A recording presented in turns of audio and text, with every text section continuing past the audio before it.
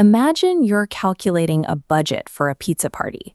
You know the cost per pizza, but you don't know how many guests will show up. To plan accurately, you need a placeholder for that unknown number of guests. Every algebraic expression is built from two primary parts. First, we have constants. These are fixed, unchangeable numerical values, like 5, -12, or 3.14. Then we have literals, or variables. These are letters like X, Y, A, or B, used to represent quantities that change depending on the context. Even though they are letters, these variables follow the same rules of addition, subtraction, multiplication, and division as regular numbers. In algebra, we simplify notation by omitting the multiplication sign between a number and a variable. For example, the product of 6 and the literal A is written simply as 6A. These placeholders allow us to generalize arithmetic.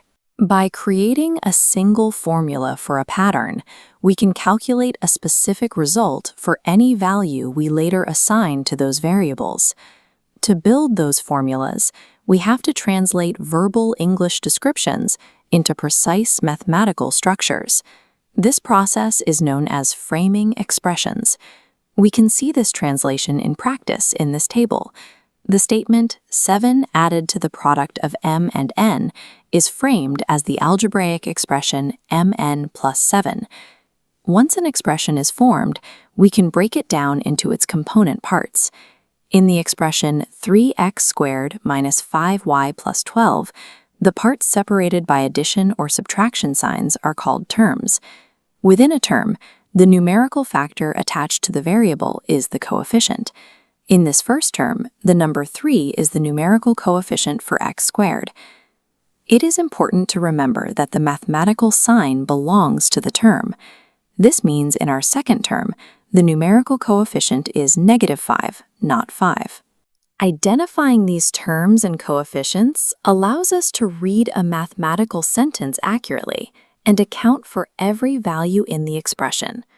To combine these terms, we look for like terms. These are terms that have the exact same variables raised to the exact same powers. As the rule here states, only like terms can be combined through addition or subtraction. For example, 4x and -9x share the same variable, so they can be merged. Conversely, unlike terms cannot be combined. 5x and 5y represent different variables, and terms like 2m squared and 2m have different exponents. These must remain separate. Let's try it.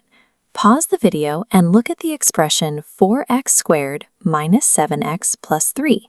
Find the numerical coefficient of the middle term and determine if the first two terms are like terms. The middle coefficient is -7, and the first two terms are unlike because they have different exponents. Distinguishing these types of terms keeps our calculations structurally sound and prevents us from merging incompatible data. Our final step is evaluating the expression. This is the process of finding a numerical result by substituting specific numbers in place of the literals. We will find the value of 3x squared minus 5y plus 12 using the specific values of 3 for x and 2 for y. We begin by substituting the numbers. Every time we see an x, we replace it with 3, and we replace y with 2, typically using parentheses to keep the structure clear. Now we follow the standard order of operations. We must evaluate the exponent first. 3 squared becomes 9, which gives us 3 times 9. Next, we perform the multiplications to get 27 minus 10 plus 12. Finally, we add and subtract from left to right to reach our final answer of 29. Algebra provides a structured method to translate patterns into calculations. By following these grammatical rules and the order of operations, we transform abstract variables into verifiable numerical results.